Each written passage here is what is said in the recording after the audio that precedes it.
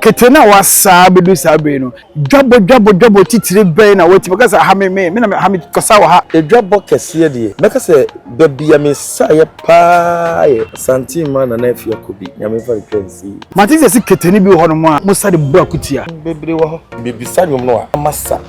se me de me nsa ne ho bebobo akutia le mi nya ho ye wonu bebre de akutia ebi ye to ne bu ye oka ne wa se won hu nipa no se ye na se utimi bisa sa nyom no Wakana waya yi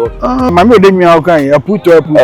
ono ane nyuma na se na wo hodada ono ane nyom me sister panyin no o sei tutu Asante mewura ete hodo mo ye asabe na wo sa otimi se we de ani kwan se wo sa me hona me ni delay ye interview e kasa wo TikTok eno ye se person ye Maame Ode interview ne beba na nam so madwuma me ye ntimi nya dai emma udin na gold no matisi yesi wo si edin gold no wo na wo de ba Asante memu ha Maame gold e wo ho rose gold e wo ho Lemfi asa aka omuhu biem Poleeno there you make just download Lemfi na yisu e free nay ekosi 9th of September Lemfi says so yisu Lemfi dey send this guy about $50 €50 £50 or chow 2% cashback straight and e so we send this guy come on for now we nya home percentage Lemfi pay and app a bitimi aye and to just go straight on your Google Play Store and I say iOS they could download the Lemfi kai say Poleeno me na me catch you into be use promo code Poleeno Poleeno Lemfi can surprise you anytime and to just download Lemfi next start to use Lemfi na enjoy ne pa Lemfi edema the lovely customers. Alright, check we are about Poleeno Multimedia. Me need the fresh boy Papa J. Me no kasa say e menshia amfie the seats of the Asante Kingdom, the presidency of the Asante Kingdom when me gina sisi ano ne eye awukude enti ye ne eye Jose Hima na ya Asantoa etuura eba eye menshia na ya ba yentimi nkokwa o se yesua de kakra ni enye bibi kakra di free menshia e de ebremo enu nti me no ka se menya menya be mani monyamfo bi wo enem me ne ba bedi nkomo kakra me se mu amu ni kakra mu amu follow adoani Kete munim ne pa nti ne ye bedi enkomo kakra but before se bedi nkomo no wo hwe mo Canada UK USA Germany Portugal Ireland Spain Italy now person send this car at the back Ghana you should learn fine and fire all your money transfer transactions learn fine say free send this car until she promo code here Poleeno Momo so na bank account so see here Play Store Apple Store na download them for app no never send this car e fa busu for e Ghana omo kwa na send this car omo sign e dash will be e ka ho na wako Angie's boat films on YouTube connect ko share powerful stories they go roommate Angie's condos episode 1 episode 2 episode 3 and share episode 4 so be drop connect ko pe bi na share na sua na bebre e fa e free emu enti benya million be ma ba ko ha me na ba be di enkomo because on say ba no Asante amemma onimama mre kakra enti ye ba bo enkomo ni dimpa nana gold na de enti ene ma fe na me ni be di enkomo kura ye ni di na nkasa kura ne kutano no di na kutano no ma te say di no history kakra but before say ye be wura mo no ma me ma na kwa ba na fe ye fa enkomo no enhihye so nana gold bema ibi aboko there boko fantastic me who videos are e ni Kete pa se Kete ni adoa pa dia who say u display ankasa wo sha se sa o sa Kete ni adoa na di be sen oh medase adoa ni Kete ni de menhia wansua ye do wo me wow ashtan haya ni wo me ndi ashtan haya na mko school haya so na mnyini okay ndi menhia by birth wow that's ashtan say no be menhia no correct na o taba menhia won say ye niam bi ma won so usua kakra me ankasa no de me practical change theory oh okay enti me hunso obi ye bibi na ye theory na se bi nipa ni display at the corner am be se me kona me ko hwe se de ade ni sitie se de si ba ye se de be wie enti na me ben ha no de na bibia ha de me ba hada dan de nyina yeah me ba wow Kete na wasa bedu sabe no obetima ka say dwabo titire ben na wati because ha me na ha me kosa wa ha me koye we eva visesen dwabo kese de meka say babia me saye pa ye Asante ma na afia kobi nyame fa reference ne ye ni mu she nan from the 1 week the dirty ye ye na nkasa no no that time no yes aya no na me ne adwa ye bo agi okay UTV okay emu na no o hye ne heritage Ghana na se no yeah nti you know na me ne ono ti oba na me saa na me na sa kakra nti upa ohwe ni heritage Ghana advert ne mu a yeah ubon se me no was short video mu na ye yes sir okay the free one na me de two kwa kakra me saa ba me ba mbe ye adwuma nti me sadi ye bet me kono occasions enya ni challenge for mu ze wo sa na se wo hie adoma ya na ye ti say challenge we sa no but se platform ni ye bie se member sadi ya besa be se ye bodwa na ubu na we sa kakra na we abesa eno de wo se mensa but say the okay there akwa say mu Kete dancers na do dancers no mu ko hie dwobo mu sa competition ba won oh yeah men ka say competition make say oh ani gie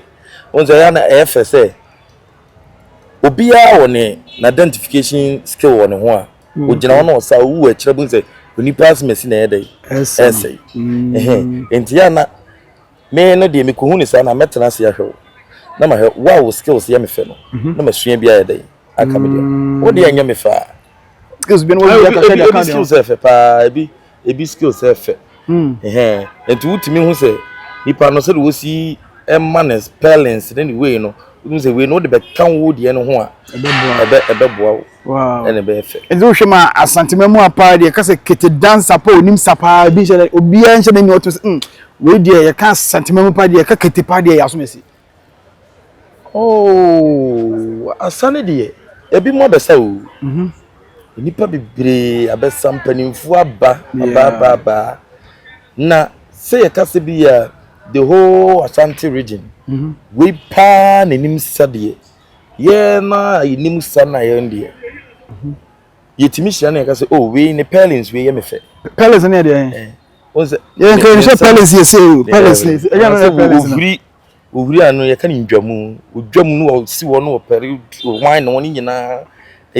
obi timi ka say we na we ye me fe bete o ka so overall ni nyina wono na e ndie me ti bi da ye do ohuri pele so do good wo eni wo do tu twa no ho sa pele so do de ne nan no utimi hwe obi wo pele wo ne nan na no ogina wo si obi so pele wo ne nan tini obi so ne nan yem na no de pele to obi an se bi si de pele obi wa wanya de wontwa ho obi so otimi twa no ho obi timi wan ne ko obi so timi wan ne ko obi enti obi an ne dia e ma ne ye dai e dan so na asem e wo ho no enti je se bi ya audience na ehwe no omo ne bitimi a che se o we die na asa efe na we dey we good ba wo mo amo ho dey untimi nka se me na me ye good ye dey e wo ho sane matise se Kete ni bi ho no mo a musa de bu akutia bebre wo ho mo de bu akutia bi de bu akutia je man se uni obi wa asem na obeto ne se ote eyi na se a na obeso obo na akutia bi a ebi ni san oh sane me no was someone me bo akutia me mfa za mo akutia me mebusa nyum ye wanyum bebre wo ho a mebusa ti bebusa nyum no a na masa se me de me nsa no ho bebo akutia de me nya ho but me busa nyum ye wanyum bebre de bo akutia ebi nyunkro no ebi esuro de oben wo what you say and bu ye oka ne wa se bi obi aka ho asem no wate na afiase nipa na afi we say usuro wonti mi ma wanim etu ni se waka ne wa nti wo kwa na se wonhu nipa no say yi na se utimi busa sa anyum oka ne wa ya yi oka ne wa ya yi okay aseche me oka ne wa ya yi nti me sabe de me nsa ne me ho babu akutia ndi emu but me busa nyum ni mu mama nyum ni mu ma yedai akasa abu akutia because nyum ni yem da na asa ne yedai eba nyum krofo pa so akutia pa mo ya de o because okay Maame Ode nwa okay aputo ono ane nyum anasa na wo dada ono ane nyum me sister panyin no Maame Ode ba bi obi ya mechia no ono ane nyum ne do o bibiri akutia nyum ni na indie edoso but we say enyum ne de enyum wo ho but wo na wuti no ana won say nyum we de nipa me na nya asem yi at this moment am na nya asem no me to de hye wo no mo a obehun say ntema ne be ye akutia ma ono na wo ti no hu se akutia na wo ye de wo bon but se me no mienu gina me no ni asemi ye bon na me no mienu sa wo nka se me ye de me wo akutia but the moment me no benya asem no enom na me hu a me ye bebo ana se me wo ho aye bo amasori ya me sa no bo hu se eni pass me akutia na wo ye de wo bon na sa nwumwe oya be me oya be ma eno no asem to mescafo nko a anyum chronic Kete no ene ado no eya ho anyum esa ya re chichire no okay ana me ka na sa ye obi zo hu ne sa ya kutia no enti bia ni season na obi ye de ebo enti se nipa no wo hu panyine bi anaso wo hu bi a waje ne din onim se wo boss anyum mana oya be ma no de gudi botom nyina no bi yego bi ya ba na se no oya be ma no bu a usuru sika yi usika usuru sika yi obi so a wo ni bi anso se de ye bonum no besi aye show no se nipa yi oye bema enye bema no de wo ko ntokwa oye bema nkasa was enye iji se sike gu beto mo beto obeyi no wato se o ma benyum tije egu na mo secretary mu yiyi mu adantia mu yiyi wo kire se o se nipa na to santia na o mo ba mo hwe bom tim se we de bibi wo no ho na wo ko je nanim na wo yese so na nipa do ba botimi hwe obi pa na se wo je ne so sa ampa so nipa na eyi sika to gu so anu ye sa atama na me djon eku no na me sa no uti se me ka se madwuma bi nti no me de no so we invite me program a na wo ne me no waka na me hu se mba de me ye ba de wo kan tama na me sa no na me ko school na me sa no obi wo no ma oba na wo sa ahia na wo ti be de nsa pro se gina yi na me mra ma elite okay ebi ana me ka se no elite wo pese o chia ntem no tena obi so wo mpeni pemu fa tubu wa oba no pentem ti sa wo sa be delay no wo no ma wa pia wasi nti obi so timi ka se ma me nchia nwie nti nipa no wo sa wo hedi dimi na no de ba no a wo si nipa wo ma hwe kwa bet obey bibi e shama kwa wani aji nti wo so wim ndi wo so nipa de wa anya selective a da bia wo ko wrong way te wo so timi selective kakra ni wo no ho no ni obi a na beta sere no obi so oba kura hu ni hire ben na bibi a amodwa so sa na ti o bibi a amodwa so yeah na asana mosa no so no what is say ohin kese bi tenase a asabi wo a untimi nsa ewo dwanu no kore ye uza hinye ni wo mu ni disuo wo sabia maba na se de ya me ne maame na ya Asante akọ edwaboyi se da me pese bia me sama na nije no se me sa yo man man sa na ni kwan se me cha me ye da me hye na asano ehia space ehia freedom ene e wo se ye flexible so wo se wutimi bobo wontuma no no ma ye okay se be ya be ade be fa bi e bitimi ade akọ smooth ade ama it is sanity entinye so obu wo ha wo henanim kura wona wo so no den safa ne to na wato ntimi nkoyesi okay na wo so abetu wo henanim ba obi wo hen bi wo wo ne nam se me ma me nim nin on me ne ko job ase ya me nim de wo obesere nti so wo betu se me ma me sa wo nanim ana se me sa na wo hwem na me hu ne na me wo so me ho kakra na me wi ha dwene but obi ya me nim no me nim se du sitie me nim sawa wo sifa asemfa se bia ma wo so ame wo so nani beje ana se na ni nti wo ho no wo sa wo sa ne normal but wunya obi ono te wase onimu dia na ne wa wota se wo mu nyina na de wo yi ni nyina ka ho ye man se okodwabo ase na ofese otufo o se tutu Asante mewura ete ho do mo a ewa asabe na wo sa otimi se we de eni kwanse wo sa yone bi wa eni kwanse wo yese yi mewura de non ko benya kwanse wo nanim ni ono nya pie dwabo mu a dignity se ebe chia ne mpanimfuo mintri ne titirifo edu unya kwan na we de ese asabe ha untimi nyese fa ma wo no so o ya otiwachi ti aha ne ha eye ne dia anti wo yese wo so otoma no ono na ye ne dia na wo untimi fa na wo kuro sa na wo ni kuro sa de wo hene ba kan ye no enya wo dia na nti wo no untimi fa mobo ono na ni kuro no na sa asem na sabi o se wo ma hene bi kuro so a na so ma hene ni bodwa na o ye bibi a upeja onsa no a kuro ni sa time de kuro ni o ma hene ne dia into one na waso de yede o de man ntina Multimedia na mo de ayese na to yese na o de amman say on ne dia tie o de ball body e be tu de dua sani wo so wo kuro wi ya no abechiri kuro tie fantastic oh menen Nana Gold na edi enkomo na ni din Nana Gold no eno so kamen komo no ho pa hia me pa ba na be esua asa no kakra ansana mabetiesi Nana Gold no de ntie ma me hwe won ne kura me ni odi nkomo kese ne se udi Nana Gold no matisi yesi wo si edi gold no wo na wo de ba Asante memu ha Nana Gold no yesi wo si nkofo bi gidi na fi wonsa o me sana mate de mbeze me che o Nana Gold no because your gold make na bo gold ni bebi achewo na say me ti say Maame Gold ewo ho Rose Gold ewo ho ena Nana Gold ba o mo che say wo na di gold no uje uyi e o ki say adwa ye boa so Maame ye boa de wo Adum TV no ye ganga ye mu yi no so no so de Maame Gold ono so de Maame Gold e say gold no o na ye wo dia ena nkofo bi pese o mo gi gold ni fi nsem udi Nana Gold bidi ankasa wo ho wa say na Nana Gold mami chire de kwan a Nana Gold menyae me we JHS no na me ade efe ye me fe pa okay enti Mrs. Time di na chi okofa tit say yitia bi a omode hye asin titi okofa bi bai na wo ton enti me yeso man bi no mame ene ne me ka kire mame se so ama me titi ni bi obeba na matama kotu agu ene o mame titi nti o mame tu na me de hye ha but that time akwa we JHS a we de gold be sha osedi enti o school mu na ye lady ba ku twa hweye nze wo school atoda adisua anya wakono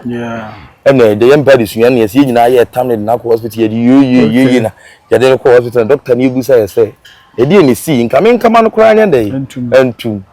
ena mi chire mu ye say na doctor no e hwe me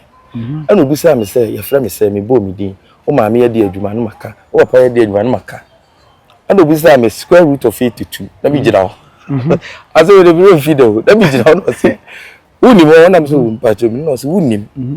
ana JHS ni wasi usi gold ye from the be mi din Nana osei kodwa address na say Nana Gold ana me date for no e be ka ho no asma okay ache ayo 2009 or 2008 mo baby okay because I can anti gold be as system ana be ka ho nti wo ze no time no na social media no na ye time na nye ade na ya be penny say unni time kura de kotena social media uko school ba enyo cartoons no na for abidi agura wo na ma enyo common ene man be ka na me de ko SS enti be you see ya to say me call madam fu bi e papa wi na me call ayie enti ayie nim no ye say me sa ya che ne me ja sa wo okay no say me sa ya che enti ni papa ye di me nsa ba ko okay enti me sa ya no mo ye mi video ana boy baako o yes a video die me fan ko to TikTok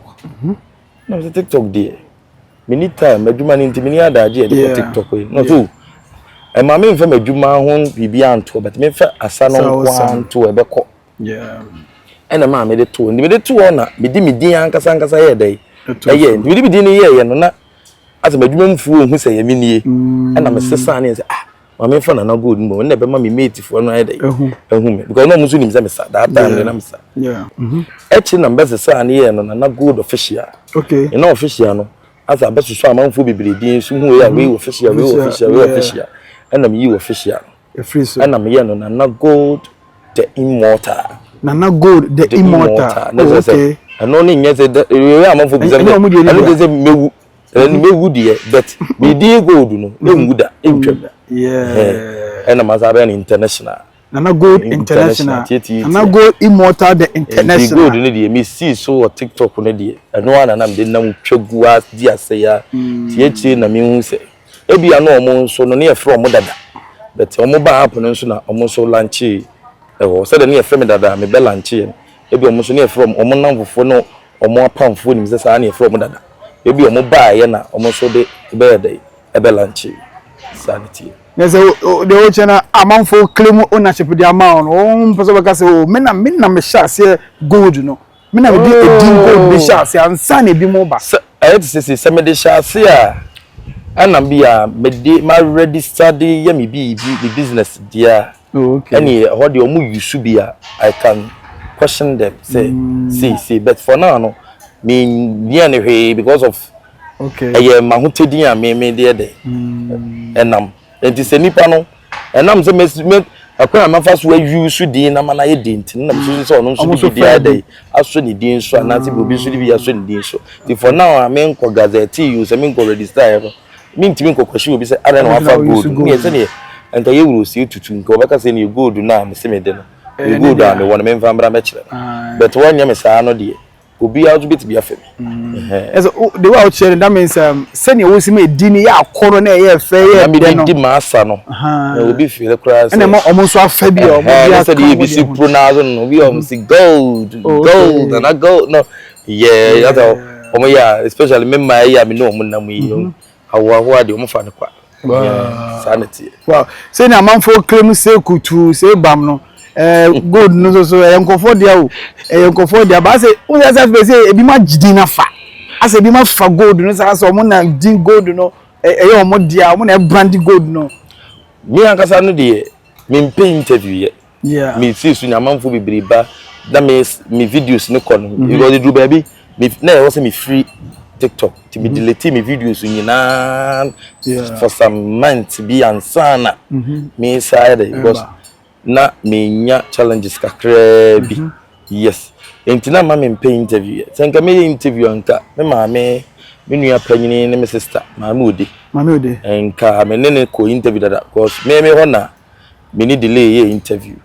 e kasa wo TikTok so and o yes so person ye Maame Ode interview me ne be ba na nam so madwuma me ye ntimi nya dai emma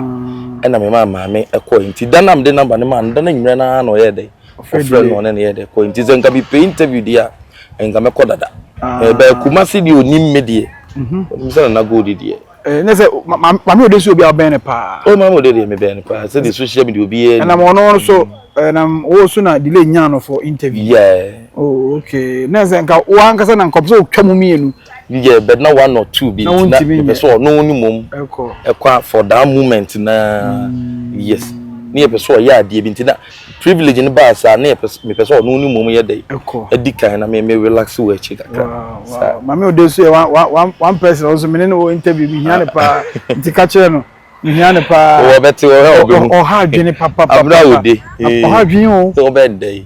wa van say nyi o ha dwene papa Maame Ode ede nyum ko ha ono so ase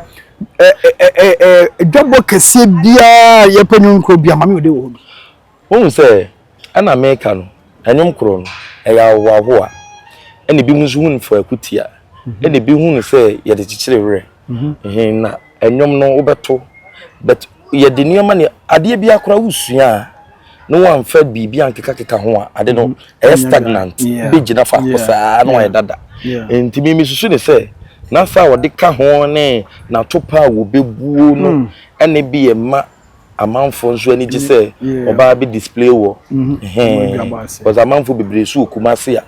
omoto nyompa but you say ono what the spices gugugugu ni die dim was steam no nti am obi ani je say obenya Maame Ode wo me program asena wow Nana Gold no the owner of Edin Gold no originator nankasa nene ni gina ha ekasa are title they all can dey from SGS say me na asem so Nana Gold no ba and your bed nti wa the ono so ne dia no yere ne be kasa so akire bibi o de fi o de buy me na mate o de enti obi ono so fi say din no be ka to say din o da say me ba menhie omo na de be ko do ba sa de omo ne o na mo chem mi say wo na de